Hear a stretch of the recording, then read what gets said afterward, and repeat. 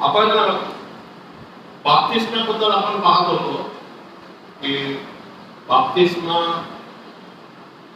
का गरजेचं आहे त्याचं शिक्षण आपण घेत होतो आणि ते घेत असताना आपण पहिला सेशन घेणार आहोत की वचन इथं आपण पाहतो का योहानाचा बाप्तिस्मा, दुसरा आहे ख्रिश्चन बाप्तिस्मा जो विश्वासणाऱ्यांमध्ये घेतला जातो आणि तिसरा आहे पवित्र आत्म्याचा बाप्तिस्मा. 3 प्रकार आहेत. ओके, आपण पाहतो की आणि बाप्तिस्मा आहे त्याला बॅप्टिझम म्हणते. हा ग्रीक वर्ड आहे, तो डायरेक्ट जसाच्या तसा बायबल मध्ये घेतलेला आहे, हा इंग्लिश वर्ड नाही. दुसरा आहे की याचा इंग्लिश मध्ये अर्थ होतो टू इमर्स. इमर्स याचा अर्थ बुडवणे या पाण्याखाली जाणे, कशा तरी खाली बुडवणं असा त्याचा अर्थ होतो. नंबर 1 तो पाणी आहे त्याच्यामध्ये तुम्हाला बुडवलं जातं. बरोबर, हा शिंपडून नाहीये. तो इमर्स याचा अर्थ संपूर्ण भिजणं, संपूर्णपणे सरेंडर होणं, या संपूर्णपणे शरीराचा प्रत्येक भाग त्या पाण्याखाली जाणं. कळतं तुम्हाला? म्हणजे शिंपडून नाही होते तो संपूर्ण. आता पाण्याखाली जातो म्हणजे संपूर्ण केसापासून पायापर्यंत मनुष्य संपूर्ण भिजला जातो. या घानाचा बाप्तिस्मा हा पाण्यात आहे, बरोबर आहे. आणि त्याचा उद्देश काय आहे तर योहानाचा बाप्तिस्मा आपण पाहतो की योहान हा बाप्तिस्मा पाण्यात देत होता, पण त्याचा उद्देश होता पाश्चात्ताप करा, पापपदरी घ्या. बरोबर आहे. इन म्हणजे पाण्यामध्ये बाप्तिस्मा, पण त्याचा उद्देश काय होता की कशाबद्दल बाप्तिस्मा घ्या, तो पश्चात्तापाचा बाप्तिस्मा आहे. पापपदरी घ्या आणि काय करा, क्षमा मागा परमेश्वराकडे. तर पवित्र आत्म्याचा बाप्तिस्मा हा वेगळा बाप्तिस्मा आहे, हा नंतर बघूया आपण. तर प्रथमतः आपण बघतो की आत्ता वचन जे आपण पाहिलेले की 15 येशू म्हणतोय हे ज्यावेळेस येशू पुनरुत्थान झाला त्याच्यानंतरचं त्याचं स्टेटमेंट आहे.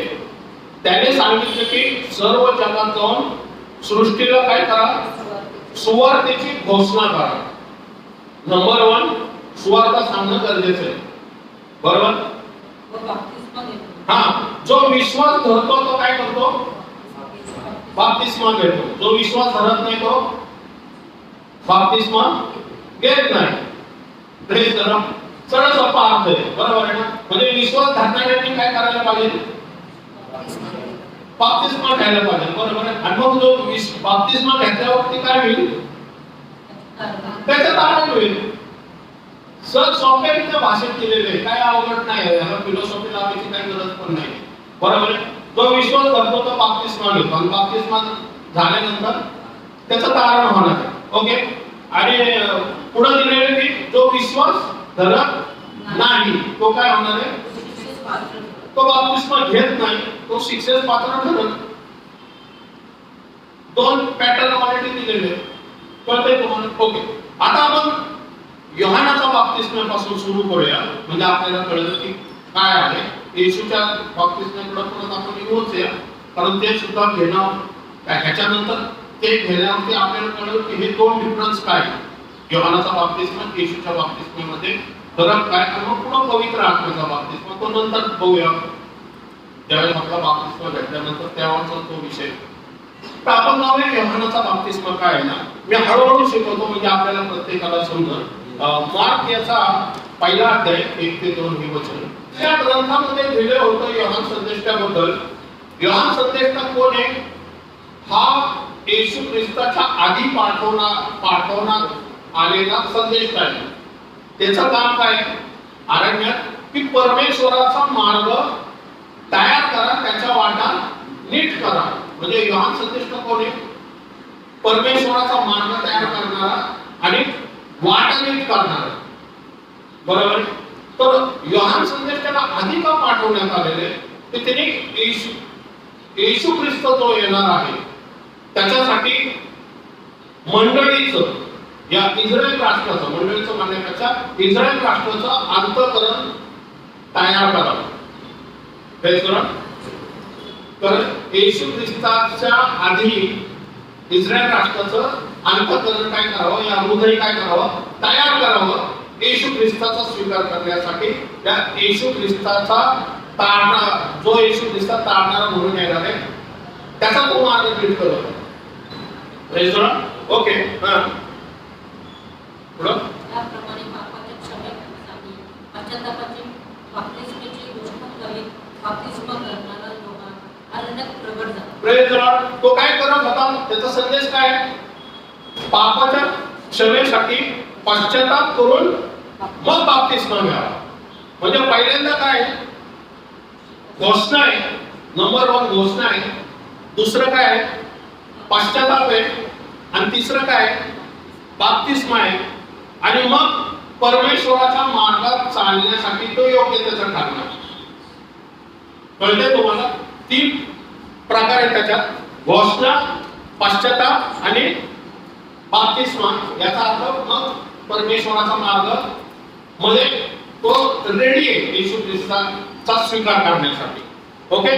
मग आपण पाहतो पण योहान समयामध्ये आलेला आहे. योहान हा जुना करार जो आहे ना, जुना करार आणि नवीन कराराच्या मध्ये असलेला आहे. योहानाच्या ठिकाणी जुना करार संपतोय आणि नवीन करार सुरू होतोय. कळतंय तुम्हाला? म्हणजे योहान हा जुन्या करारातला शेवटचा व्यक्ती आहे आणि येशू हा नवीन करारातला पहिला व्यक्ती आहे. म्हणजे येशू पासून नवीन करार सुरू झालेला आहे आणि योहानापर्यंत जुन्या कराराचा शेवट झालेला आहे. बरोबर? आणि म्हणून हा जो योहान आहे, तर जुन्या करारामध्ये काय आहे, तर नियम आणि संदेश हे जुन्या करारामध्ये होते. नीट लक्षात घ्या. तर नवीन करारामध्ये काय आहे, कृपा आणि स्वार्थ. तो यरूशलेम त्याच्याकडे लोटले, त्यांनी आपापली काय केले, पापे पदरी घेऊन यार्देन नदीत त्याच्यापासून बाप्तिस्मा घेतला.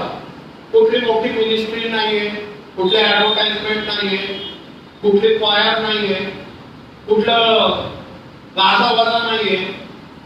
बरोबर आहे ना? खेड्यातून लोक शहराकडे नाही आलेले, शहरातून लोक खेड्यात आलेले. कोणाला बघायला? उंटाची केस वस्त्र परिधान करणारा, कमरेस कातड्याचा कमरबंद असलेला, टोळवर रानमत खात असणारा व्यक्ती अरण्यात घोषणा करतोय आणि शहरातली लोक, या सगळे इस्रायलची लोक त्याच्याकडे बाप्तिस्मा करायला येतात. अद्भुत आहे. देव कोणाला वापरू शकतो, पण हे देवाचं प्लॅनिंग आहे. एकटा व्यक्ती संपूर्ण इस्रायल राष्ट्राला घोषणा करतोय. घोषणा साधी आहे की पापाच्या क्षमेसाठी पश्चाताप करा आणि बाप्तिस्मा घ्या. आणि संपूर्ण शहर जे आहे, या संपूर्ण राष्ट्र जे आहे योहानाकडे आलेले आणि पश्चाताप करतंय आणि त्याच्याकडून बाप्तिस्मा घेतोय. वन मॅन मिनिस्ट्री, अद्भुत कार्य आहे. आणि ही मिनिस्ट्री म्हणजे काय, देवाची असलेली निवड आहे. परमेश्वराने ज्यावेळेस एखाद्या व्यक्तीला परमेश्वर निवडतो, तर त्याच्याकडून काय करतो, परमेश्वर अद्भुत कार्य करून घेतो. ओके. आपण पाहूया, ह्याचाच पुढे जाऊया आपण की मत्ते याचा 11वा अध्याय आणि 13 वचन. वचन काय सांगते, योहानापर्यंत काय केलेले सर्व संदेष्टे व नियमशास्त्र यांनी संदेश दिले. म्हणजे जुना करार कुठपर्यंत आहे, योहानापर्यंत आहे. आणि त्याचा म्हणजे पापापासून वळण्याचा जो निर्णय आहे ना, हा भौतिक नाहीये, या शरीराला वाटतं असं नाही. तर अंतःकरणापासून काय करायचं, माणसाने पश्चाताप करून पापापासून वळणं. पापापासून वळणे याचा अर्थ काय की फक्त हे शिक्षण नाहीये, या फक्त ज्ञान नाहीये भौतिक. तर वळणं म्हणजे कम्प्लीट युटर्न आहे. आम्ही जे पूर्वी होतो ते आता नवीन जन्म झाल्यानंतर, या बाप्तिस्मा घातल्यानंतर परत आम्ही त्या मार्गात जायचं नाही. बाप्तिस्म्याचा अर्थच आहे की पाण्याखाली जाणं याचा अर्थ डेथ टू सिन, मारण्याला पापाला मरण, कळते तुम्हाला? त्याचा अर्थ असा होतो. म्हणजे जर काय होतं की नंबर 1 असतो की पश्चाताप करणं म्हणजे काय माहिती का, की पापापासून वळण्याचा निश्चय करणं, आणि दुसरं म्हणजे की कन्फेशन करणं, मुखाने कबूल सुद्धा करणं गरजेचं आहे. हे करणं म्हणजे काय माहिती की क्षमा मागणं. आणि वचन सांगते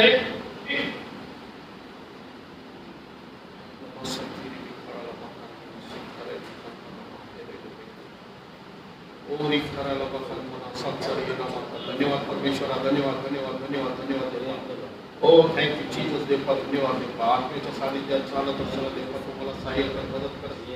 आयसी याबद्दल धन्यवाद मागतो देवा. तुझं वचन लोकांना सांगण्यासाठी देवा तुम्हाला निवडले याबद्दल धन्यवाद. खरोखरच हे अद्भुत आहे देवा. योहान संदेशाने सांगितल्याप्रमाणे देवा आम्ही घोषणा करत आहे देवा, पश्चाताप करा देवा, आपल्या पापासाठी क्षमा मागा देवा, अंतःकरण पसरून देवा, आणि हृदय उघडून आम्ही आज तुझकडे मागते देवा. नामात हो करायला बखान करा. धन्यवाद परमेश्वरा, थँक्यू जीसस देवा, धन्यवाद धन्यवाद. दोन्ही करायला बखान करा, सिक करावा ओ शक्तराबा करा काना हुई करबी अंतनो. हो थँक्यू जीसस, धन्यवाद धन्यवाद. असा आत्मा इथं मदत आहे की आमच्यामध्ये आम्ही जेव्हा प्रार्थनेमध्ये चालतो, वचनात चालतो, पश्चाताप करणं म्हणजे केवळ मानवी ज्ञान नाही. पश्चाताप करणं म्हणजे पूर्ण युटर्न देणं, कन्फेशन करणं, परमेश्वराकडे कबूल करणं, आपल्या अंतःकरणातल्या गोष्टी या आपल्या न कळत आम्ही या कळत जे काही पाप केले असतील, आज पवित्र आत्म्या म्हणतो त्याच्यापासून वळा, त्या सर्व सोडून द्या. कारण काही व्यक्ती अशा आहेत की ज्यांच्या घरामध्ये आजार आहेत, ज्यांच्या घरामध्ये प्रॉब्लेम आहेत, ज्यांच्या घरामध्ये समस्या आहेत, की ते अजून कन्फेशन करत नाही, ते पापाची क्षमा मागत नाहीये. त्यांच्या पापाच्या क्षमेचं ओझं एवढं झालेलं आहे की त्या ओझ्याखाली ते दबून गेलेले आहेत. परमेश्वर आता म्हणते तुम्ही आपले अंतःकरण उघडा, अंतःकरण उघडा, मी तुम्हाला क्षमा करायला तयार आहे. आपल्या अंतःकरण कबूल करा आणि कन्फेशन करून परमेश्वराकडे या, भग्न हृदय करा आपलं आणि परमेश्वराकडे या. परमेश्वर आज तुम्हाला क्षमा करायला तयार आहे. देवाचा आत्मा आता म्हणतो आमच्या घरामध्ये प्रॉब्लेम आहेत, आमच्या घरामध्ये समस्या आहेत, आमच्या घरामध्ये आजार आहेत, आम्ही खरोखरीच आपल्या अंतःकरणामध्ये काही गोष्टी अशा राखून ठेवलेल्या आहेत, आम्ही कर्णाची क्षमा नाही केलेली, आम्ही आमच्या अंतःकरणामध्ये अशा गोष्टी वावगत आहेत जे परमेश्वराला मान्य नाही, परमेश्वराला कबूल नाहीये. आज परमेश्वर तुमच्या अंतःकरणाबरोबर बोलते. आज परमेश्वर तुम्हाला काही गोष्टी शिकवू इच्छिते. परमेश्वर म्हणतो माझा आत्मा इथं उतरून आलेला आहे. ओ री खाराला सत्ताई काना, ओ थँक्यू जीसस देवा. अंतःकरण उघडा आता आपले, ओ रबा सांगताना, ओ शेतकऱ्याला आपले डोळे मिटून आज परमेश्वराला लीन नम्र अंतःकरणाने आज त्याच्या पुढे कन्फेशन करा. आज आपलं अंतःकरण उघडून परमेश्वराला क्षमा मागा. आज अंतःकरण उघडून परमेश्वरासमोर कबुली द्या. आज अंतःकरण उघडं करून पश्चाताप करा. ओ थायराबा कांताना, परमेश्वर म्हणतो हा संदेश संपूर्ण सृष्टीवरती उत्पत्तीपासून मी प्रभात थेरी खरा बंदोरी शक्तीने मी खरा कांताना माझी घोषणा करणाऱ्या सेवक संदेश मी वेळोवेळी पाठवले आहेत. ओ तुम्ही त्यांचं काय ऐकत नाही, तुम्ही त्यांच्या अंतःकरणाच्या गोष्टी, त्यांच्या माझ्या अंतःकरणाच्या गोष्टी मी त्यांच्या मुखातर्फे बोलत असताना तुम्ही काय ऐकत नाही. आपले अंतःकरण कठीण करू नका, आपले अंतःकरण आज उघडे करा. माझ्या सेवकांना माझ्या संदेशाद्वारे मी बोलत असतो, माझ्या सेवकांना दासातर्फे मी आपली कबुली देत असतो. माझ्या अंतःकरणाच्या खूप गोष्टी तो आपल्या मुखाने बोलत असतो. मी त्याच्या आत्म्याचा, जीवाचा, विचार कल्पनेचा ताबा घेतो. तो जे बोलतो त्याला नरोईशिक करावा, तो स्वतः बोलत नाही, तर माझा आत्मा त्याच्या मुखातर्फे बोलत असतो. ओरी तो शेती नामा करावा. आता अंतःकरण उघडा, आपलं कन्फेशन करा. परमेश्वर म्हणतो मी आज इथं उपस्थित आहे. तुमच्या मुखातून असलेल्या, तुमच्या अंतःकरणातून असलेल्या तुमच्या प्रत्येक गोष्टीची मी क्षमा करायला आज तयार आहे. मी इथं उतरून आलेले परमेश्वर म्हणते ओरी करायला आजची वेळ आहे. आजच्या वेळेनंतर मी परमेश्वर म्हणतो परत देवाराशी कोरोबो खांताना आपल्या देवाने आपले सेवक परमेश्वर आपल्या दासाला सांगितल्याशिवाय पृथ्वीवरती काही करत नाही. ओ नी खरामा सांग थँक्यू जीसस देवा. धन्यवाद धन्यवाद धन्यवाद. ओ thank you holy spirit, thank you holy spirit, thank you देवा. ओरी मी खांताना रवा खांताना बाप काही गोष्टी आमच्या जीवनामध्ये अशा घडलेल्या असतात की आम्हाला जर काही गोष्टी आठवत नाही तर आम्ही पवित्र आत्म्याकडे मागावं. पवित्र आत्मे आम्हाला काही गोष्टी अशा शिकवत किंवा काही गोष्टी अशा दाखवत की आम्ही परमेश्वराकडे काय कबुली करायची हे पवित्र आत्मा आम्हाला शिकवणं दाखवत. आता जो पवित्र आत्मा उतरून आलेला आहे तो तुमच्यासाठी काहीतरी मेसेज आणि काहीतरी संदेश घेऊन सांगत होता. पश्चाताप करणं याचा अर्थ असा नाही की ती गोष्ट विचार कल्पनाने करणं, कन्फेशन करणं आणि तिसरी गोष्ट कृतीत आणणं. जर वळा म्हटल्यानंतर कम्प्लीट वळायचं, व्यसनापासून वळायचं, आमच्या स्वभावापासून वळायचं.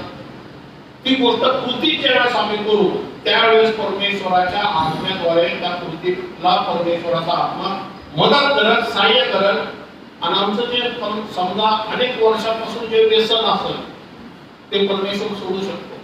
परमेश्वराला कृती हवी. आम्ही ज्यावेळेस देवाच्या मंदिरामध्ये येतो, ज्यावेळेस आम्ही पश्चाताप करतो, ज्यावेळेस कन्फेशन करतो, त्यावेळेस तिसरी महत्वाची गोष्ट म्हणजे कृती सुद्धा असणं गरजेचं आहे. आणि ज्यावेळेस कृती करतो त्यावेळेस परमेश्वर काय करतो, आम्हाला आशीर्वादित करत असतो. मग त्याचा तिसरा अध्याय 7:10. शास्त्री पुरुषी आले योहानाकडे, तर शास्त्री पुरुषांना योहान काय म्हणतो की अहो सापाच्या पिल्लानं भावी क्रोधापासून पाळायला तुम्हाला कोणी सावध केलेले. शास्त्री पुरुषी तिथं योहान काय करतो हे पाहण्यासाठी आले होते, ना की पश्चाताप करण्यासाठी, ना की कन्फेशन करण्यासाठी, ना की बाप्तिस्मा घेऊन. बाप्तिस्मा म्हणजे काय माहिती का, पश्चाताप आणि कन्फेशन नंतर बाप्तिस्मा ही कृती आहे. कळतंय? बाप्तिस्मा म्हणजे काय, आज्ञापालन येते. ज्यावेळेस आम्ही स्वतः पाण्यात बुडतो ते आम्ही कृतीत दाखवतो की मी आज्ञापालन केलेले. समजा एखाद्या वडिलांनी मुलाला सांगितलं मार्केट मधून काही गोष्ट घेऊन ये, बरोबर, तर मुलाला पैसे दिले तिने काही गोष्ट घेऊन ये. जर तो गोष्ट घेऊन आला तर आपण काय म्हणतो, आज्ञापालन केले. पण आपण पैसे दिलेले, पण तो आला भलतीकडेच फिरून आला परत आणि काय झालं, नाही ते बंद होतं आणि पैसे काय झाले, नाही मी खाऊन टाकले. म्हणजे काय सांगायचं होतं, कृती सुद्धा तेवढीच गरजेची आहे. बरोबर आहे. आज शिकवत झाली, आम्हाला वाचनातून कळलं, वाचनातून कळल्यानंतर आम्ही पश्चाताप केला, पापाची क्षमा मागितली, कन्फेशन केलं, त्याच्यानंतर कृती काय की पाण्यात बुडून बाप्तिस्मा घ्यायचा. शास्त्री पुरुष कशाला आले होते, बाप्तिस्मा घ्यायला नव्हते आले, ते फक्त ज्ञान करण्यासाठी.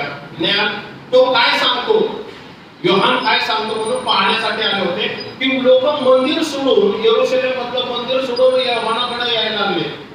बरोबर, तिथली लोकसंख्या कमी झाली मंदिरामध्ये, योहानची लोकसंख्या जास्त व्हायला लागली. कोणत्या बघायला आले की योहान काय करायला लागलाय, कोणते शोध करण्यासाठी आले. त्यांचा उद्देश ज्याला म्हणतो ना खरा उद्देश नव्हता, तो धूर्त उद्देशाने आले होते. योहानाला ते कळलं, कारण योहान हा आत्मेने चालणारा होता.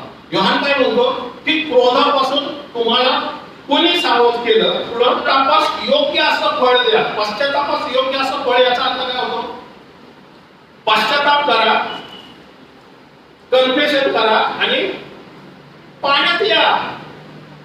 पण ते पाण्यात येण्यासाठी आले नव्हते, ते फक्त तिथं काय चाललं ते बघण्यासाठी आले होते. Praise Lord. ज्यावेळेस आम्ही ऐकतो, वचन ऐकतो, त्यावेळेस त्याची कृती पण असणं गरजेचं आहे, मग आम्ही आशीर्वादित होणार. Praise Lord. कारण वचन काय सांगते, विश्वासा वाचून कृती व्यर्थ आहे.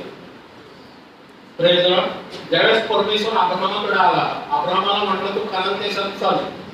अब्राहम म्हटला असता, नाही देवा मी कानान देशात नाही, मला इथंच ठेव आणि इथंच माझी मिनिस्ट्री कर. तसं होत नाही. विश्वासाला काय लागते, कृती लागते, ती योग्य कृती लागते. योहानाला म्हटलं तू निनवेला चल, योहाना कुठे गेला, तार्शीसला. आज्ञापालन केलं पण गेला चुकीच्या दिशेला. बरोबर, म्हणजे कृती सुद्धा योग्य असणं गरजेचं आहे. बरोबर, आज्ञापालन करतो पण आज्ञापालन अर्धवट आहे का, किंवा आज्ञापालन योग्य प्रकारे होते का? ज्यावेळेस आज्ञापालन योग्य प्रकारे होती आणि योग्य मार्गाने होती, त्यावेळेस मग त्या कृतीने परमेश्वर आपल्याला आशीर्वादित करतो. Praise the Lord. म्हणून वचन काय सांगते की शास्त्री पुरुष आले होते पण त्यांची कृती योग्य नव्हती, या ते कृतीच करायला तयार नव्हते. मग योग्य फळ, पश्चातापाचे योग्य फळ म्हणजे काय? आशीर्वाद. पुढे आशीर्वाद मिळणार आहे. विश्वास ठेवा आणि मग पाण्यात या. पण ते पाण्यात यायला तयार नव्हते. आणि अब्राम आमचा बाप अशी म्हणणारी कल्पना आपल्या मनात आणू नका. कारण मी तुम्हाला सांगतो, या दगडापासून अब्रामासाठी मुले निर्माण करण्यास देव समर्थ. Praise the lord. योहान सांगतोय की मी आता अब्रामाबद्दल संदेश सांगत नाही, तर मी येणाऱ्या येशू ख्रिस्ताबद्दल, या तारणाऱ्याबद्दल मी संदेश सांगतोय. आता जुना करार संपत आलेला आहे. आता नवीन करार सुरू होणार आहे. आता नवीन काहीतरी गोष्ट परमेश्वर करायची देवाची इच्छा आहे. त्यासाठी मला अरण्यातून पाठवण्यात आलेले बाप्तिस्मा देण्यासाठी. Praise the Lord. मग त्याचं काम काय होतं लोकांचं की देव जे नवीन काहीतरी आणतं ते त्यात नवीन आणण्याकडे आता लोकांनी लक्ष द्यावं. Praise the Lord. पण हे अजून जुन्याच करारामध्ये दुर्घटलेले, अजून जुन्या रूढी परंपरामध्ये आहे. आता जुन्या जे काय लॉ बुक म्हणतो ना, त्या लॉ बुक प्रमाणे चालणार आहे. कारण जुनं सगळे नियमशास्त्र सब्जेक्ट त्यांनी चालणार होतं. तर नवीन करार काय आहे? नवीन करार हा कृपा आणि सुवार्ता आहे. Praise the Lord. नवीन करारामध्ये आता नियमशास्त्र पाळायची गरज नाहीये. नियम आता रूढी परंपरा ज्या आहेत ना, हे माणसाने तयार केलेल्या आहेत की चर्चमध्ये असं असं असं असं करायचं. त्यांनी एक पॅटर्न बनतो, पण त्याने लोक आशीर्वादित होत नाही. आत्माने कसं सांगतोय, आत्मा कसं चालवतो ना, त्याप्रमाणे आपण चाललं मग लोक आशीर्वादित होतात. अभिषेक वरून येतो, अभिषेक नियमशास्त्रातून येत नाही. कळतंय तुम्हाला? अभिषेक आणणारा या कृपा आणणारा कोण आहे? येशू ख्रिस्त आहे. Praise the Lord. बरोबर आहे. म्हणून योहान तेच सांगतोय की आता जुना करार हा संपत आलेला, आता नवीन करार सुरू होणार आहे. ओके, आपण जाऊया मग त्याचा 11 अध्याय 11 वचन. येशू ख्रिस्त हे सांगतोय, मी तुम्हाला खचित सांगतो की स्त्रियापासून जन्मलेल्या बाप्तिस्मा करणारा योहान याच्यापेक्षा कोणी मोठा कोणी निघाला नाही. कधीपासून? आदामापासून ते बाप्तिस्मा करणाऱ्या योहानापर्यंत सगळे स्त्रीपासून जन्मलेले आहेत. हे लक्षात घ्या माझं. बरोबर आहे. तर कारण योहान काय आहे? नियमशास्त्र आणि संदेश च्या मध्ये, आणि त्याच्यानंतर आता काय होणार आहे? कृपा आणि सुवार्ता, आणि मग येशूचं कार्य सुरू होणार आहे, नवीन करार सुरू होणार आहे. बरोबर. मग जुना करार कोणापर्यंत आहे? योहानापर्यंत आहे. बरोबर आहे. म्हणून येशू काय म्हणतो की स्त्रियापासून जन्मलेल्या बाप्तिस्मा करणारा योहान याच्यापेक्षा मोठा कोणी निघाला नाही. कारण बाप्तिस्मा करणारा योहान कोणाचा मार्गाने करतोय? तारणारा येशूचा मसीहा, ज्याचा आदामापासून लोक वाट बघतात त्याचा मार्ग योहान नीट करतोय. देवाच्या एकुलत्या एका पुत्राचा मार्ग नीट करतोय. जो तुमच्या माझ्या पापासाठी क्रूस खांबावरती जाणार आहे त्याचा मार्ग नीट करतोय. म्हणजे स्त्रीपासून जन्मलेला, म्हणजे आदाम तर नव्हता स्त्रीपासून जन्मलेला, वाक्य नाहीये. पण नंतर आदामाची जी संतान आहे, कायन आणि हाबेल, जे स्त्रीपासून जन्मलेले, त्यांच्यापासून तर योहानापर्यंत स्त्रीपासून जन्मलेला कोणी मोठा नाही. योहान संदेश हा मोठा आहे असं येशू ख्रिस्त स्टेटमेंट देतो. पुढचं स्टेटमेंट काय त्याचं? जो कनिष्ठ तो त्याच्याहून श्रेष्ठ आहे. तरी स्वर्गाच्या राज्यात जो कनिष्ठ, नीट लक्षात घ्यायचं, स्वर्गाच्या राज्यात जो कनिष्ठ आहे, म्हणजे नवीन करारामधला जो कनिष्ठ आहे, कनिष्ठ याचा अर्थ सर्वात खालचा. बरोबर आहे. स्वर्गाच्या राज्यात बाप्तिस्मा करणारा हा स्वर्गाच्या राज्यात मध्ये नाही दिलेला, पण पुढे वचन सांगते तरी स्वर्गाच्या राज्यात जो कनिष्ठ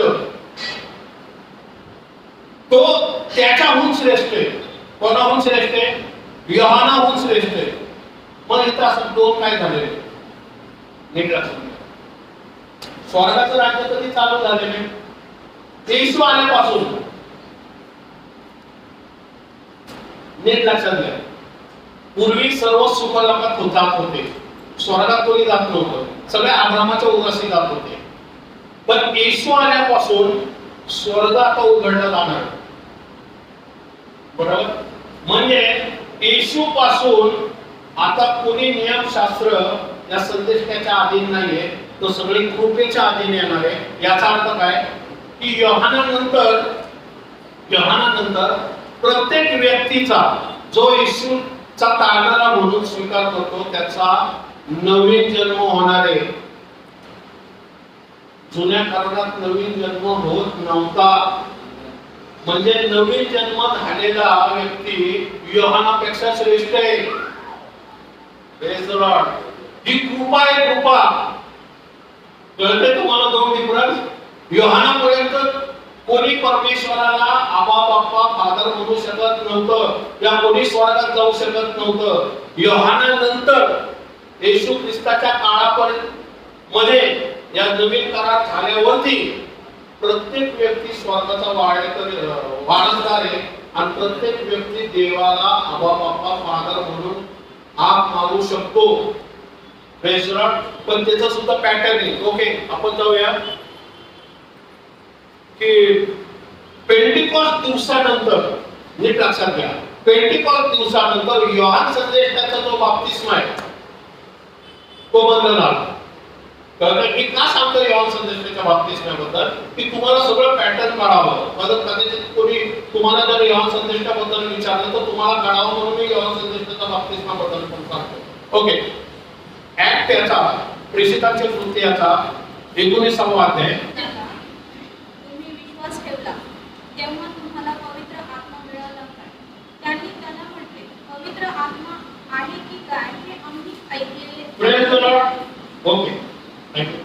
तो त्यांना म्हणाला, म्हणजे पाऊल म्हटला, जे योहान संदेशाचे जे शिष्य होते त्यांना, या योहान संदेशाच्या पासून बाप्तिस्मा घेणारे होते त्यांना म्हटला की तुम्ही विश्वास ठेवला तेव्हा तुम्हाला पवित्र आत्मा मिळाला काय?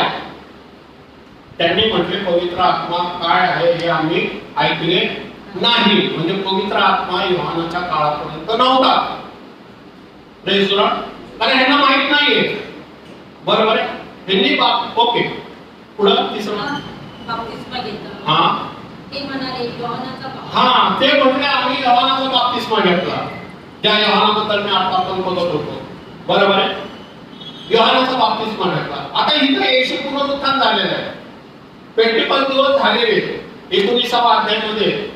बरोबर आहे. पाऊल इफिसमध्ये बाप्तिस्मा देते. बरोबर. त्या ठिकाणी हे शिष्य पोहोचलेले. ओके, त्यामुळे आम्ही योहानाचा बाप्तिस्मा घेतलाय. बरोबर आहे. हा, पुढं पावलाने म्हटले योहान पश्चातापाचा बाप्तिस्मा देत असे. तो लोकांना सांगत असे की माझ्यापासून येणाऱ्यावर म्हणजे येशूवर तुम्ही विश्वास ठेवा. हा, पाऊल म्हटला योहान पश्चातापाचा बाप्तिस्मा देत होता. कशाला देत होता तो? की तुम्ही पश्चाताप करा, हृदय तयार करा, कारण येशू येणार आहे. Praise the Lord. म्हणजे योहान येशूकडे डायरेक्शन दाखवत होता. कळते का तुम्हाला? योहान सांगत होता की आता येशू येणार आहे, जो देवाचा एकुलता एक पुत्र आहे, जो देवापासून असलेला कोपर आहे. आता त्याच्या रक्ताने नवीन करार सुरू होणार आहे, नवीन जन्म सुरू होणार आहे, नवीन उत्पत्ती. आपल्याला नवीन उत्पत्ती म्हटलेलं आहे. जुनं ते होऊन गेलं. जुनं काय होऊन गेलं?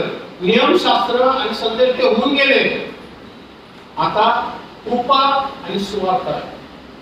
आता कृपा आणि सुवार्ता होणार आहे. तो म्हणतो की योहान पश्चातापाचा बाप्तिस्मा देत असे. तो लोकांना सांगत असे की माझ्या मागून येणाऱ्यावर म्हणजे येशूवरती तुम्ही विश्वास ठेवा. पण किती जरुरी आहे हे पाऊल योहानाचा बाप्तिस्मा करणाऱ्या लोकांना सांगतो. आज आपल्याला पण तो सांगतोय की येशूचा बाप्तिस्मा, येशूमध्ये बाप्तिस्मा घेणं सुद्धा किती गरजेचं आहे. योहानाचा बाप्तिस्मा आता पाऊल म्हणतो हा सफिशियंट नाहीये, किंवा हा तुम्हाला स्वर्गाच्या राज्यामध्ये नेणार नाहीये. तुम्हाला येशूमध्ये स्वर्गाच्या राज्यामध्ये जावं लागणार आहे. कारण योहानाच्या रक्ताने आणि योहानाच्या शरीराने कोणी व्यक्ती स्वर्गामध्ये जाऊ शकत नाही. तर ख्रिस्ताच्या रक्ताने, ख्रिस्ताच्या शरीरानेच नवीन जन्म आहे आणि ख्रिस्ताच्या शरीराने, ख्रिस्ताच्या रक्तामुळेच स्वर्गामध्ये प्रवेश आहे. कारण मार्ग, सत्य, जीवन ख्रिस्त आहे. म्हणून आम्हाला ख्रिस्तामध्ये बाप्तिस्मा घेणं गरजेचं आहे. बाप्तिस्मा हा पॅटर्न आहे, आज्ञा पालन आहे. नीट लक्षात घ्या, बाप्तिस्मा हा आज्ञा पालन आहे. ओके, हा पुढं. हे त्यांनी प्रभू येशूच्या नावाने बाप्तिस्मा घेतला. ते ऐकून त्यांनी कोणाच्या नावाने बाप्तिस्मा घेतला? येशूच्या नावाने बाप्तिस्मा घेतला. Praise the Lord. म्हणजे आता काय झालेले, आता येशूच्या नावात बाप्तिस्मा घेतलं जातं. आणि बाप्तिस्माचं मी सांगितलं, बॅप्टिझमचा अर्थ काय होतो? पाण्यात बुडून, संपूर्ण पाण्यात बुडून, शिंपडून नाही. बरोबर आहे? ओके. मग काय झालं पुढं? सामावचन. आणि पावलाने त्याच्यावर हात ठेवले, तेव्हा त्याच्यावर पवित्र आत्मा हे वेगवेगळ्या भाषा बोलू लागले व ईश्वरी संदेश देऊ. Praise the Lord. मग बाप्तिस्मेनंतर काय झालं? पवित्र आत्मा आला. Praise the Lord. पश्चाताप, कन्फेशन, बरोबर. कन्फेशन नंतर कृती, बाप्तिस्मा म्हणजे पाणी सोडून, आणि त्याच्यानंतर काय? पवित्र आत्मा. Praise the Lord. पवित्र आत्मा गिफ्ट आहे. कोणावरती उतरून येणार आहे? जे बाप्तिस्माचे आज्ञा पालन करणारे, जे कृती करणारे बाप्तिस्मा घेतो. आणि जो विश्वास ठेवत नाही तो बाप्तिस्मा घेत नाही, तो शिक्षेस पात्र ठरतो. साधं सोपं आहे. Praise the Lord. ओके, आता आपण जाऊया ख्रिश्चन बाप्तिस्मा.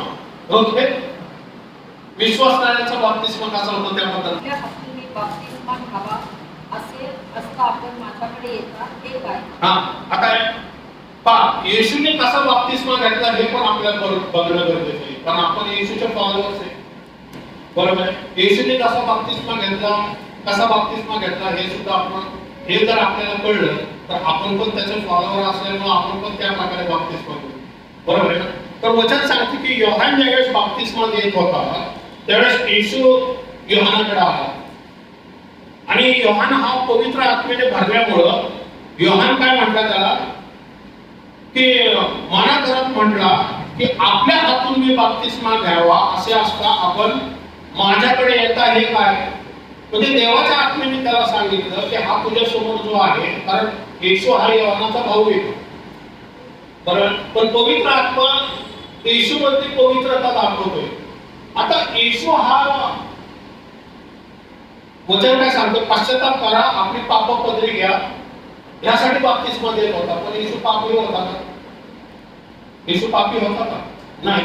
पश्चाताप करायची येशूला गरज होती का? नाही. मग येशू बाप्तिस्मा का देत होता? विजय नाव कसं नाही. आपल्या हातून बाप्तिस्मा घ्यावा असे असता आपण माझ्याकडे येता काय? येशूने त्याला उत्तर दिले, आता हे होऊ दे, कारण ह्या प्रकारे सर्व धर्माचरण पूर्णपणे करणे हे आपल्याला उचित आहे. आता काय कर की बाप्तिस्मा दे. अशाने काय होईल? धर्माचरण पूर्ण होईल. याचा अर्थ आज्ञापालन, कृती. येशू म्हणतो मी परमेश्वराने जसं सांगितलं त्यानुसार मी तुझकडे का आलो की जसं मी बाप्तिस्मा घेतोय तसे माझे शिष्य सुद्धा बाप्तिस्मा घेतील. आणि मी जर बाप्तिस्मा घेतला नाही तर माझे शिष्य सुद्धा बाप्तिस्मा घेणार नाही. म्हणजे येशू कोणाची आज्ञा पालन करतोय? देवाची, परमेश्वराची आज्ञा पालन करतोय. आणि ज्यावेळेस येशू आज्ञा पालन करतोय काय होतं त्याने? पुढं तेव्हा त्याने तसे हो असे केले. मग बाप्तिस्मा घेतल्यावर येशू लागलाच पाण्यातून वर आला. येशू कसा आला? पाण्यातून वर आला. वर आला याचा अर्थ खाली पण गेला असणार ना. वर आला म्हणजे काय? खाली गेला तेव्हाच वर येईल ना. बरोबर. म्हणजे येशू पाण्याच्या खाली गेला असणार, मग वर आला. बरोबर. वर आला याचा अर्थ पाण्यात बुडाला होता. बरोबर. म्हणजे बाप्तिस्मा कसा आहे? बुडू नये. साधी सोपी गोष्ट आहे. येशू वर आला याचा अर्थ पाण्याच्या खाली गेला, तर योहानाने त्याला बुडवलं होतं. म्हणजे योहानाने त्याला बाप्तिस्मा दिला होता. बरोबर आहे, वर आला. हा पहा आकाश उघडले, तेव्हा त्याने परमेश्वराचा आत्मा पवित्रासारखा उतरताना व आपणावर येताना पाहिला. प्रेम गॉड. पाण्यातून वर आल्यावरती काय झालं? पवित्र आत्मा उतरून आला. आणि आता आपण ऍक्ट 19 मध्ये प्रेषितांच्या कृत्य 19 मध्ये काय बघितलं? ज्या वेळेस योहानच्या शिष्यांनी बाप्तिस्मा घेतला त्यावेळेस पवित्र आत्मा सुद्धा त्यांच्यावरती उतरून आला. प्रेम गॉड. म्हणजे पवित्र आत्मा येशूवरती कधी उतरून आला? बाप्तिस्मा घेतल्यावरती. मग पवित्र आत्मा आमच्यावरती कधी उतरून येईल? बाप्तिस्मा घेतल्यावरती. पवित्र आत्म्याची का गरज आहे आम्हाला? पण ह्याच्या पुढे पवित्र आत्मा येशूला अरण्यात नेणार आहे. ह्याच्या पुढे येशूची मिनिस्ट्री सुरू होणार आहे. म्हणजे जर आतापर्यंत मी ते वचन घेतलं होतं ना, 40 दिवस येशू अरण्यात गेला होता, उपास केलं 40 दिवस, बरोबर? कारण अरण्यामध्ये सैतानाविरुद्ध लढायला पवित्र आत्म्याची गरज आहे. तर येशू शरीराने आलेला आहे, मानव येशू. त्याला आत्मिक शक्ती मिळणं, आत्मिक सामर्थ्य असणं गरजेचं आहे. पण आत्मिक सामर्थ्य येशूला कधी मिळालं? बाप्तिस्मा घेतल्यावरती. मग येशू अरण्यात गेला, अरण्याच्या परीक्षेमध्ये तो पास झाला. आणि मग वचन सांगते अरण्यातून बाहेर आल्यावरती सैतान, परीक्षा पूर्ण झाल्यावरती सैतान हार मानून येशू पासून निघून गेला. आणि मग येशू गॅलिलामध्ये गेला आणि मग त्यांनी ते पाण्याचा द्राक्षरस करून त्याची मिनिस्ट्री सुरू झाली. म्हणजे मिनिस्ट्री सुरू होण्याच्या आधी येशूने काय केलं? बाप्तिस्मा घेतला, पवित्र आत्मा आला, मग येशूची मिनिस्ट्री सुरू झाली. बरोबर? म्हणजे हा पुढं तेव्हा त्याने परमेश्वराचा आत्मा पवित्रासारखा उतरताना व आपणावर येताना पाहिला. आणि पहा आकाशातून अशी वाणी झाली की हा माझा पुत्र मला परमप्रिय आहे, याविषयी मी संतुष्ट आहे. Praise God. बाप्तिस्मा घेतल्यानंतर 3 गोष्टी आपल्याला दिसतात.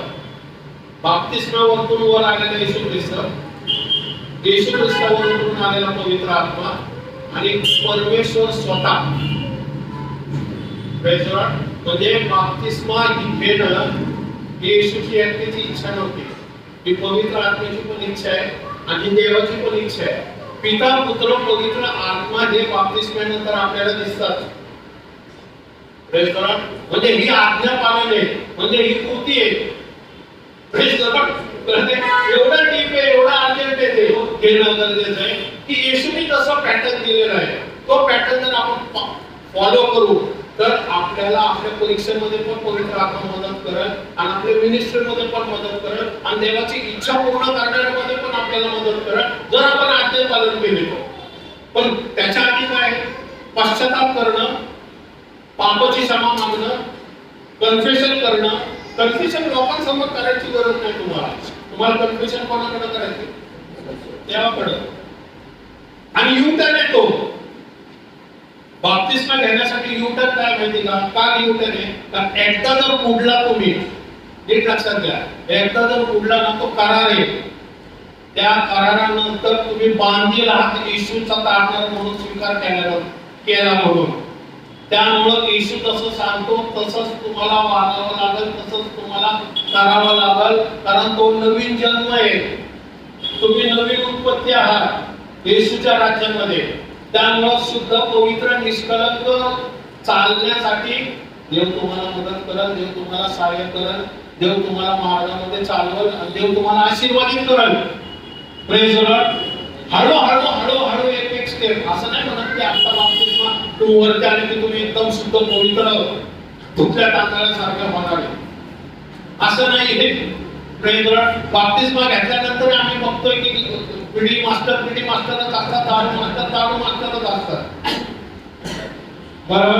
हळूहळू परमेश्वर तुम्हाला बदलत जाईल. पण ते म्हणून म्हणतो ना, शरीराने नाही घ्यायचं, ते आत्म्यातून तुम्हाला ते कन्फेशन होणं गरजेचं आहे. आत्मेने तुम्ही आपल्याला स्वतःचं समर्पण करणं गरजेचं आहे. पण शरीराने केलं तर ती फक्त रूढी परंपरा कृती होईल, मिळणार नाही. डाऊटफुल गोष्ट आहे ती. पण ज्यावेळेस आत्मेने करू ना त्यावेळेस खरोखरीच देवाचा आत्मा आपल्याला मदत करेल. Praise God. आम्ही सुद्धा पूर्वी तसंच होतो. आम्ही बाप्तिस्मा घेतला पण आम्ही 5-6 वर्ष आम्ही आमच्याच तऱ्हेने चालत होतो. पण ज्यावेळेस देवाच्या आत्म्याने आता सांगितलं खरं की हे जे करतोय तो पूर्ण चुकीचं आहे, त्यावेळेस आम्ही पश्चाताप करून परत वाढवलो. बाप्तिस्मा ऑलरेडी झाला होता. पण पवित्र आत्मा तुम्हाला सांगतो, आता मागच्या वेळेस तुम्हाला सांगितलं ना, पवित्र आत्मा तुमच्या आतून कसं तुम्हाला शिकवतो. ज्यावेळेस आम्ही समर्पित होतो त्यावेळेस पवित्र आत्मा आम्हाला शुद्ध निष्कलंक चालण्यासाठी आपल्याला मदत करतो, सहाय्य करतो, आम्ही वळतो आणि मग देवाच्या राज्यासाठी देव आम्हाला वापरतो. बरोबर. पण ही कृती असणं सुद्धा गरजेचं आहे आमचं. ओके. आता दुसरी अशी गोष्ट की नीतिमान ठरले याचा अर्थ काय होतो? देवाच्या दृष्टीने आपण धार्मिक ठरलेलो आहोत, देवाच्या दृष्टीने आपण पापविरहित ठरलेलो आहोत, देवाच्या दृष्टीने आपण शुद्ध ठरलेलो आहोत, देवाच्या दृष्टीने आपलं त्याचा वारसा हक्काने आपण त्याची लेकरं झालेलो आहोत. बरोबर. म्हणजे नीतिमान ठरलेले म्हणजे आपण आज्ञापालन केल्याने या कृती केल्याने काय होतं? परमेश्वराच्या आज्ञेनुसार परमेश्वर आपल्याला आशीर्वादित करतो आणि परमेश्वर आपल्याला सहाय्य करतो, परमेश्वर आपल्याला मदत करतो. कारण विश्वासाला कृतीची गरज असते. Praise lord. रोमकरासपत्र 6:3-4. आपण जितक्यांनी ख्रिस्त येशूमध्ये बाप्तिस्मा घेतला तितक्यांनी त्याच्या मरणात बाप्तिस्मा घेतला. नीट लक्षात घ्या, बाप्तिस्माचा अर्थ काय होतो? हे येशूच्या जीवनाचा स्मरणार्थ आहे. या येशूच्या जीवनाबरोबर रिलेटेड आहे. ज्यांनी येशूच्या नावात बाप्तिस्मा घेतलेला आहे, ते त्यांनी कशात बाप्तिस्मा घेतलेला आहे? त्याच्या मरणामध्ये. म्हणजे आपण पाण्याखाली जातो म्हणजे काय करतो? काय सूचित करतो? येशू जसं मेला तसं आम्ही सुद्धा मेलेलो आहोत. कशाला मेलेलो आहोत? पापाला, जुन्या लाईफस्टाईलला, जुन्या स्वभावाला, जुन्या कृतीला. Praise the Lord. आणि जसं पुनरुत्थान झाला येशू तसं आपण पाण्यातून ज्यावेळेस वरती येतो त्यावेळेस आमचा नवीन जन्म होतो. नवीन जन्म असा याचा अर्थ काय? परत जुनी कृती, जुना स्वभाव, जुनी वागणूक, जुने आमचे भेदभाव म्हणजे जुने मोह, पाश, कपट, राग, लोभ, मोह, मत्सर ह्या ज्या गोष्टी आहेत ना, ह्या सर्व सोडून देणं. हे लगेच होणार नाही, पण पवित्र आत्मा तुम्हाला मदत करेल, सहाय्य करेल आणि मनाच्या नवीनीकरणाने तुम्ही काय करताल? हळूहळू हळूहळू बदलायला लागतात.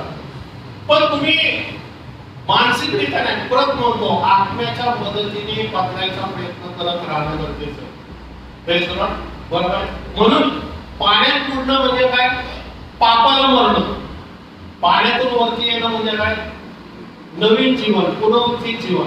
पुनरुत्थित जीवन म्हणजे पाप विरहित, नीतिमान, क्षमा केलेले, देवाच्या योजनेने चालणारे, देवाची इच्छा पूर्ण करणारे आणि पवित्र आत्म्याचं ऐकून पवित्र आत्म्याप्रमाणे चालणारे.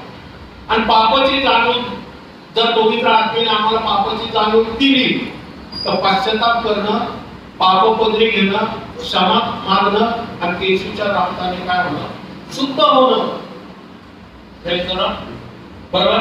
बाप्तिस्मा घेणं म्हणजे केवळ शुद्ध होणार नाही, पण आमच्या नीती दररोजच्या चालण्यामध्ये जर आमच्याकडून काही चूक घडली असेल, आपण ज्यावेळेस प्रभू भोजन घेतो त्यावेळेस आपण म्हणतो ना की प्रभू भोजनाच्या आधी काय करतो? आपण अंतःकरणाचं परीक्षण निरीक्षण करतो की माझं जर मी कुठल्या व्यक्तीबद्दल जर राग केला असेल या द्वेष केला असेल या माझ्याकडून काय पाप घडला असेल तर देवा मला क्षमा कर आणि ह्या तुझ्या स्मरणार्थ जे हे जे रक्त आहे त्यातून माझ्या काय कर पापाची क्षमा कर.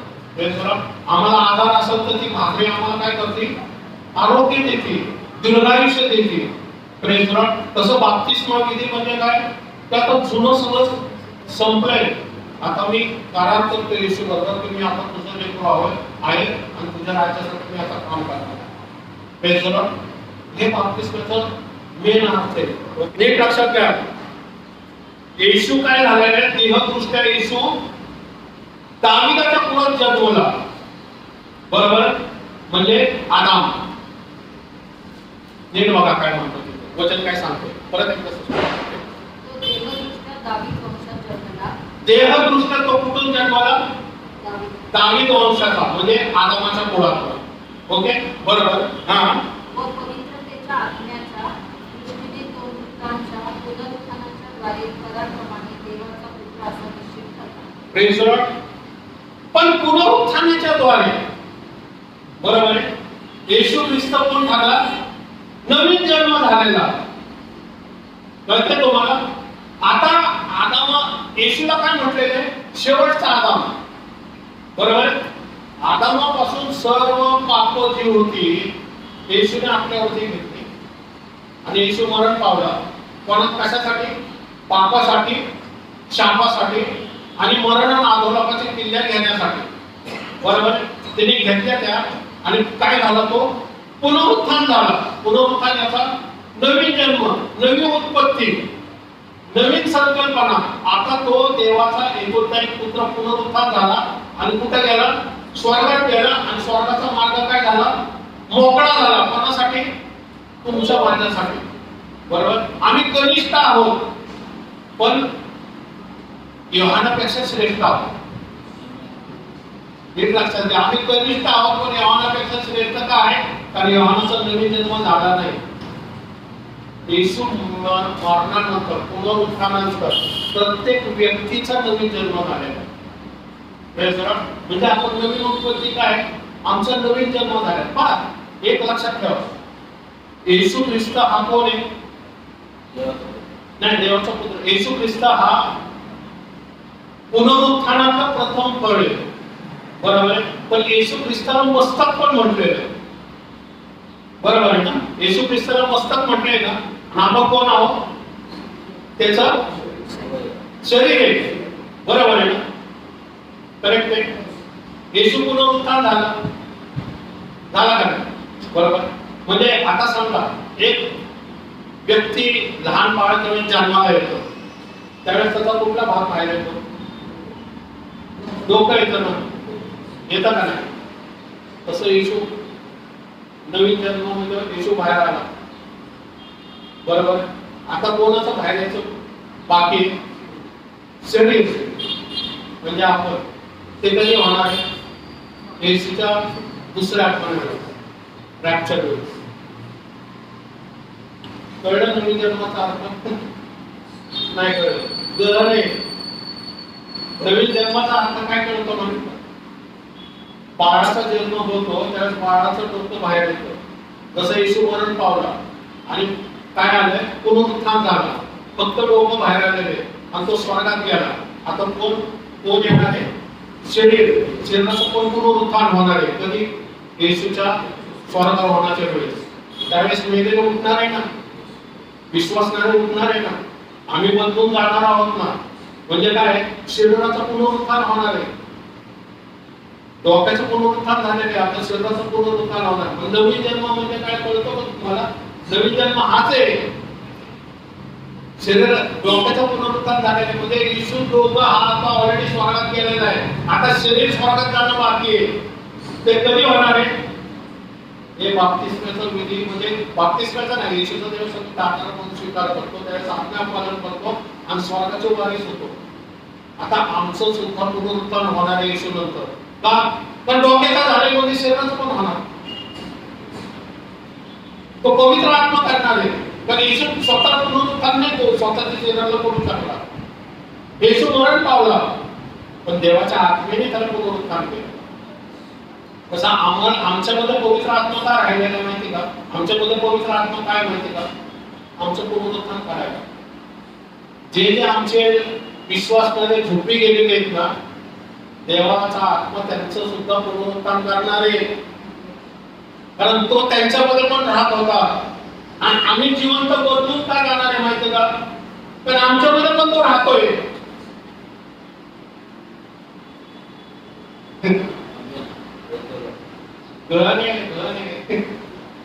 थोडं मला वाटतं थोडं तरी कळत असं थोडं अवघड आहे पण थोडं मला ग्रास करायचा प्रयत्न करा. किती डीप आहे बायबल. एक एक बाप्तिस्माचा केवढा गहन अर्थ आहे. म्हणून बाप्तिस्माच्या वेळेस येशू ख्रिस्त ज्यावेळेस बाप्तिस्मामधून वर आला, आज्ञापालन केले, तेव्हा देव पण आला. देव म्हणता हा माझा एकुलता एक पुत्र, याच्याबद्दल मी संतुष्ट आहो. आणि मग पवित्र आत्मा पण उतरून आला. म्हणजे पवित्र आत्मा देवाने त्याला मान्यता दिली बाप्तिस्म्याला. म्हणून आम्ही ज्यावेळेस पाण्यातून वर येतो तेव्हा येशू ख्रिस्त म्हणून आमचा बाप्तिस्मा कसा येते? पिता पुत्र पवित्र आत्म्यामध्ये आमचा बाप्तिस्मा करतो. म्हणजे ज्यावेळेस आम्ही पाण्यातून बाहेर येतो तेव्हा पिताही सहमत आहे, पुत्रही सहमत आहे, पवित्र आत्माही सहमत आहे. Praise the lord. Praise the lord. आत्म्याच्या दृष्टीने जो मृतांच्या पुनरुत्थानाच्या द्वारे पराक्रमाने देवाचा पुत्र असा निश्चित करणार. काय झालेलं आहे? पवित्र आत्मेने त्याला पुनरुत्थान केलेले आहे. बरोबर? म्हणजे पवित्र आत्मेने त्याला काय केलेले आहे? योग्य त्याचा ठरवला पुनरुत्थानासाठी. बरोबर? दाविदाचा पुत्र दावीद वंशातून आला, मरण पावला, पण परमेश्वराच्या आत्मेने त्याला पुनरुत्थानासाठी योग्य ठरवलं आणि म्हणून तो पुनरुत्थान झाला. बरोबर? म्हणून त्यावेळेस आम्ही बाप्तिस्मा घेतो, त्यावेळेस आम्ही सुद्धा येशूवर विश्वास ठेवल्यामुळं आम्ही सुद्धा पुनरुत्थानाचे योग्यतेचे ठरतो. कारण आम्ही शरीर डोक्याचा भाग आहोत. बरोबर? डोकं पुनरुत्थान झालं तर तुम्ही शरीर पण पुनरुत्थान होणार, गॅरंटी आहे असं म्हणतो. कारण आत्मेने तुमच्यावरती शिक्का मारण्यात आलेल्या आत्मेने, पवित्र आत्मा म्हटलेल्या हे शरीर पुनरुत्थानासाठी मी उठवणार आहे. अब्राहमाचे शरीर मरून 4000 वर्ष झाली होती. बरोबर आहे? तरी त्याला उठवलं. मोसेचं शरीर मेलं होतं, दाविदाचं मेलं होतं, योसेफाचं मेलं होतं, आदम पण मेला होता. पण येशूमुळं, नीट लक्षात घ्या, येशूच्या पुनरुत्थानामुळे ते सुद्धा पुनरुत्थित झाले. Praise the Lord. कारण देवाने त्यांना आश्वासन वचन दिलं होतं की ज्यावेळेस माझा एकुलता एक पुत्र येईल, ज्यावेळेस तो क्रूसखाम घेईल, ज्यावेळेस तुमच्या पापाची क्षमा होईल आणि तुम्हाला पुनरुत्थानाचं सामर्थ्य मिळेल. योहानापर्यंत कोणालाच पुनरुत्थानाचं सामर्थ्य नव्हतं. येशू हा पुनरुत्थानाचं प्रथम फळ म्हटलेले. म्हणून पहिला जो जुना करार हा पुनरुत्थान होऊन उचलला गेला. आता आपली बारी. Praise the Lord. आपलं सुद्धा पुनरुत्थान होणार आहे. कारण पवित्र आत्म्याचा शिक्का तुमच्या माझ्यावरती मारलेला आहे की हे शरीर तुमच्या आत्म्यावरती मारलेलं आहे. कारण आम्हाला गौरवयुक्त शरीर मिळणार आहे. बरोबर आहे? आमचे जे बंधू आहेत, आमचे जे आप्तजन आहेत, जे आमचे आई वडील आहेत, हे ऑलरेडी ग्रेव्हयार्ड मध्ये, पण त्यांच्या आत्म्यावरती शिक्का मारलेला आहे वरती स्वर्गामध्ये की ज्यावेळेस येशू ख्रिस्त येईल त्यावेळेस या आत्म्याला नवीन गौरवयुक्त शरीर देण्याचं काम पवित्र आत्म्याचं आहे. हे लिहून ठेवलेले देवाने, आणि जे लिहून ठेवले ते होणार. कारण ते वचन मध्ये लिहिलेले आहे. म्हणून ते वचनामध्ये तेच सांगितलेले आहे. येशू ख्रिस्ताला सांगितलं तू जा, मानवासाठी मरण पाव, तिसऱ्या दिवशी मी पुन्हा उठवणार आहे तुला. देवाने वचन दिलेले आहे. आणि पवित्र आत्म्याने येशू ख्रिस्ताला उठवलं. आता आपली बारी. पाचवं वचन, विश्वासाने आज्ञा पालन. म्हणजे येशूने जशी आज्ञा पालन केली तशी आम्हाला सुद्धा आज्ञा पालन करणं गरजेचं आहे. बरोबर? कारण मग आज्ञा पालन केल्याने काय होईल? चौथ्या वचनाप्रमाणे आम्ही पुनरुत्थानाचे वाटेकरी होणार.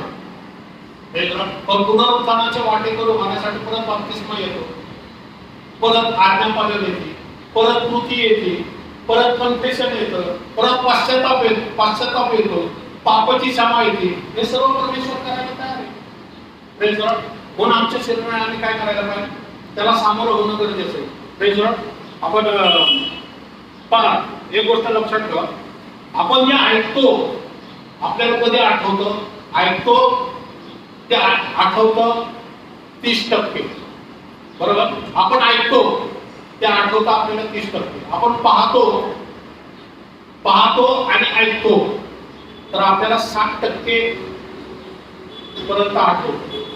पण आपण ऐकतो, पाहतो आणि करतो तर 90% आठवतो. बरोबर? तर आपण केवळ ऐकून पाहायचं नाही तर कृती पण करायची.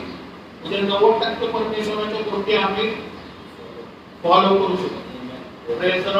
बरोबर आहे? ओके. आपण मत्तेयाचा संपूया. आपण पुढच्या वेळेस पुढचा भाग घेऊया. मत्तेयाचा 28वा अध्याय 18 ते 20 वचन. आणि पृथ्वीवरती सर्व अधिकार मला दिलेले पण मी कोणाला देणार आहे? 5 पदरी सेवेला देणार आहे. इथं पण येशू ख्रिस्त आता स्वर्गात पृथ्वीवरून स्वर्गात जाणार आहे, बरोबर. आता पृथ्वीवरती जे त्याचे 5 पदरी सेवेवाले जे पैसे ते काम करणार आहे, तो मला अधिकार दिलेला आहे. मी कोणाला देणार आहे? तो अधिकार तुम्हाला देणार आहे. आता तुम्ही तो अधिकार वापरायचा आहे. हा, याच तो तुम्ही जाऊन सर्व राष्ट्रातील लोकांस शिक्षण करा. त्याच पित्याच्या पुत्राच्या व पवित्र आत्म्याच्या नावाने बाप्तिस्म. Praise the Lord. प्रथम काय करा? शिष्य करा. Praise the Lord. मेंबर नाही, शिष्य. शिष्य याचा अर्थ काय? शिष्य याचा अर्थ to follow every word of Jesus. शिष्य हा डिसिप्लिन असतो. शिष्य हा ते करतो जे वचनामध्ये सांगितलेले. Praise the Lord. मेंबर काय करतो? मेंबर म्हणतो पास्टर तुम्ही करा, वडील तुम्ही करा. आम्ही काय करतो? आम्ही फक्त येऊन संडेला फक्त वाचनात बसतो. बस. आपल्याकडून पण काहीतरी अपेक्षा आहे परमेश्वराची. आपण पण काहीतरी कृती करणार. आम्ही केवळ ऐकणारे पाहणारे होऊ नये, तर आम्ही कृती करणार व्हावं, बरोबर. आम्ही सुद्धा परमेश्वराच्या सुवार्तेमध्ये, परमेश्वराच्या सेवेमध्ये आणि परमेश्वराच्या कार्यामध्ये ज्यावेळेस आम्ही मदतीस होऊ, त्यावेळेस आम्ही मेंबरचे कोण होऊ? शिष्य होऊ. आणि मग शिष्य झाल्यावरती काय होतंय? शिष्य काय करतात? पिता, त्याच पिता पुत्राच्या पवित्र नावाने बाप्तिस्मा द्या, बरोबर. प्रत्येक वेळेस बाप्तिस्माचा उल्लेख केलेला आहे. शिष्य काय करतील? पुढे जाऊन लोकांना बाप्तिस्मा देतील. अजून 5 पदरी सेवा आली नव्हती तोपर्यंत, बरोबर. म्हणजे याचा अर्थ काय? शिष्याचं काम पुढे काय? की पिता पुत्र पवित्र आत्म्याच्या नावाने बाप्तिस्मा द्यायचा आहे पुढच्या पिढीला सुद्धा. तुम्हास आज्ञा पिढी आहे. आज्ञा पिढी याचा अर्थ काय? जे काय आज्ञा पालन करण्यासाठी मी तुम्हाला सांगितले त्याचं काय करा? आज्ञा पालन करा. तर बाप्तिस्मा काय? आज्ञा पालन आहे. येशूने पण आज्ञा पालन केली. येशू असं नाही म्हटलं की एकोणता एक पुत्र आहे आणि माझ्यामध्ये काही पाप नाहीये, मी कशाला पश्चाताप करून पापाची क्षमेसाठी योहानाकडे जाऊ. येशूने काहीच पाप केलं नव्हतं, पण तिने का घेतलं? तो का पाण्यामध्ये बाप्तिस्मा घ्यायला का गेला? देवाच्या योजने, देवाची आज्ञा होती जाऊन योहानाकडून बाप्तिस्मा. कारण योहान म्हटला की तू एवढा पवित्र आहे की मी तुझ्याकडून बाप्तिस्मा घ्यावा म्हणून. पण येशू म्हटलं हे होऊ दे, कारण हे नियमशास्त्राप्रमाणे घडणं गरजेचं. काय? कारण मी नियमशास्त्र पूर्ण करायला आलेलो आहे. नीट लक्षात घ्या, येशू हा नियमशास्त्राचा एंड आहे आणि येशूने केलेला करार हा कृपा आहे. मग बरोबर, नियमशास्त्र संपतोय तिथं. आता कृपा, सुवार्थ आणि आज्ञा पालन आहे. तर बाप्तिस्मा हा सुद्धा येशूची आज्ञा पालन आहे. येशूने जशी देवाची आज्ञा पालन केली तसं हा हे येशू सांगतोय. हे जे आहे ना, हे येशू सांगतोय. येशू जेव्हा पुनरुत्थान झाला तो म्हणतो सर्व अधिकार मला दिलेला आहे, तुम्ही जाऊन राष्ट्राचे सर्व शिष्य करा, त्यास पिता पुत्राच्या पवित्र आत्म्याच्या नावाने बाप्तिस्मा द्या आणि जे काय मी तुम्हाला आज्ञा केली त्यास ते पाळावयास शिकवा. बरोबर, पाळावयास शिकवा. म्हणजे आपण ज्यावेळेस बाप्तिस्मा घेतो त्याच्यानंतर आम्हाला काय करायचंय? मनाचं नवीनीकरण करायचंय. पापावर कशी मात करायची, व्यसनावरती कशी मात करायची, शैतानाविरुद्ध कसं उभं राहायचं, मग पवित्र आत्मा आम्हाला मदत करत. बाप्तिस्मा घेतला याचा अर्थ काय? जे काही आम्ही जुनं करत होतो त्याबद्दल पश्चाताप करणं, पापाची क्षमा मागणं आणि मग येशूकडे येणं आणि बाप्तिस्मा घेणं. पण त्याच्यानंतर सुद्धा बाप्तिस्मा घेतल्यानंतर सुद्धा आपल्याला आपला स्वभाव जातो का? नाही. आता बाप्तिस्मा घेतला, समजा मी बाप्तिस्मा घेतला, माझा स्वभाव बदल. मी अनेक वेळेस मी आम्ही बाप्तिस्मा दिलेला आहे. बाप्तिस्मा देऊन लोक सिगरेट पिढी फुकतात तिथं. म्हणजे मनुष्य चेंज होतोय का? नाही. तुम्हाला मनाच्या नवीनीकरणामध्ये बसणं गरजेचं आहे. मग नगर बाप्तिस्माची काय गरज आहे? ती आज्ञा पालनाची. बरोबर, त्या आज्ञा पालनाने परमेश्वर तुमच्या पवित्र आत्मा तुमच्यामध्ये येईल आणि पवित्र आत्मा आतून बाहेर काम करायला लागलं. पवित्र आत्मा तुम्हाला आतून तुमच्यामध्ये असलेल्या पापाची जाणीव करून देईल. पवित्र आत्मा तुमच्या स्वभावामध्ये वचनानुसार बदलण्यास मदत करेल. ते काम कोण करतं? मेंबर करू शकत नाही, शिष्य करू शकतो. म्हणून शिष्याचं काम काय? डेली वाचनामध्ये बसणं, डेली प्रार्थनेमध्ये बसणं, डेली देवाचं वाचनाचं मनन करणं आणि देवाच्या आत्म्याला आमच्यामध्ये काम करण्यास परवानगी देणं, हे रिक्वेस्ट करणं. हे आम्हाला कधी करू? आम्ही त्यावेळेस शिष्य होऊ त्यावेळेस. आणि वचन सांगते त्या शिकवा. आता काय चाललेलं आहे? शिक्षण चाललेलं आहे, बरोबर. मी काय करतोय? मी शिष्यच आहे. मी तुम्हाला शिकवतोय. काय शिकवतोय? बाप्तिस्माचा विधी शिकवतोय, आज्ञापालनाचा विधी शिकवतोय, येशूने जे काय केलं ते शिकवतोय. आणि तुम्हाला काय सांगतोय? येशूने तुम्हाला अधिकार दिलेला आहे, तुम्ही सुद्धा शिष्य बना, बाप्तिस्मा घ्या, तुमच्या जीवनामध्ये अनेक बदल घडतील. हे तुम्ही नंतर पहा. ज्यावेळेस तुम्ही बाप्तिस्मा घेताना मग तुमचं लाईफ किती चेंज होईल, तुमच्या जीवनामध्ये किती बदल होईल आतून बाहेर, हे आम्ही अनुभवलेले म्हणून मी तुम्हाला सांगतो. युगाच्या समाप्तीपर्यंत मी सर्व दिवस तुमच्या बरोबर आहे. बरोबर. वचन काय सांगते? कधी आहे? बाप्तिस्मा घेतल्यानंतर, आज्ञापालन केल्यानंतर, शिष्य बांधल्यानंतर, शिकवल्यानंतर मी तुमच्या बरोबर आहे. म्हणजे सुरुवात कुठून होते? बाप्तिस्म्यापासून. परमेश्वरा वचनाद्वारे आशीर्वादित करो. थोडा बहुत मी शिकवलेले, पुढे अजून एक सेशन घेणार आहोत. अर्जन्सी, अर्जंट आहे.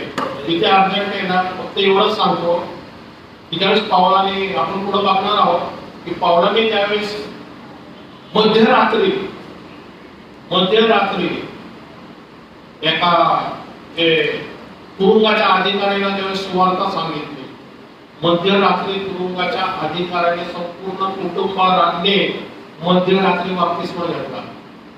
ते असं नाही म्हटले आता सकाळची वाट बघितली, रात्री बाप्तिस्मा. पुढे पाहणार आहोत आपण. आपलं अंतःकरण तयार ठेवा. कोणाला बाप्तिस्मा द्यायचा असेल तर ब्रदर सांगतीलच तुम्हाला. परमेश्वरा राजाचा राजा, प्रभूंचा प्रभू, आमच्या पुत्र निर्माण करणारा परमेश्वर तूच आहे देवा. वचनाद्वारे आम्ही सहज सोप्यारित्या सांगायचा प्रयत्न केलेला आहे देवा. की हा बाप्तिस्मा किती गरजेचा आहे देवा. येशू ख्रिस्त देवा, तू आज्ञापणे आम्हाला त्याप्रमाणे आम्ही करण्यास तयार आहोत. इथं जमलेल्या प्रत्येकाच्या अंतःकरणाबरोबर तू बोल देवा. त्यांच्या अंतःकरणाबरोबर पवित्र आत्म्या तुझ्या दिव्य दृष्टीने, तुझ्या वचनाद्वारे तू अशा प्रकारे बोललेला आहे देवा. प्रत्येक अंतःकरणामध्ये ती तळमळ, ती अर्जन्सी येऊ दे परमेश्वरा. आणि तुझ्या राज्याच्या वाढीसाठी हा जो विधी आहे देवा, तो आशीर्वादित कर म्हणून मी तुला विनंती करतो. विशेष करून मागतो देवा, जे आज आजारी असतील, त्यांना काही त्रास असतील, दुखणे असतील, घरामध्ये टेन्शन असतं, काही प्रॉब्लेम, समस्या त्यांच्या जीवनामध्ये असतील, येशूच्या नावात ते दूर होऊ देऊ दे. प्रत्येकाला तू आशीर्वादित कर देवा. आणि तुझ्या मार्गात चालण्यासाठी त्यांना सहाय्य कर, मदत कर, तुझ्या शक्ती सामर्थ्याने भर देवा. देवा मागणी कल्पने अपेक्षा देणारा परमेश्वर तुझे येशूच्या नावात मागतो.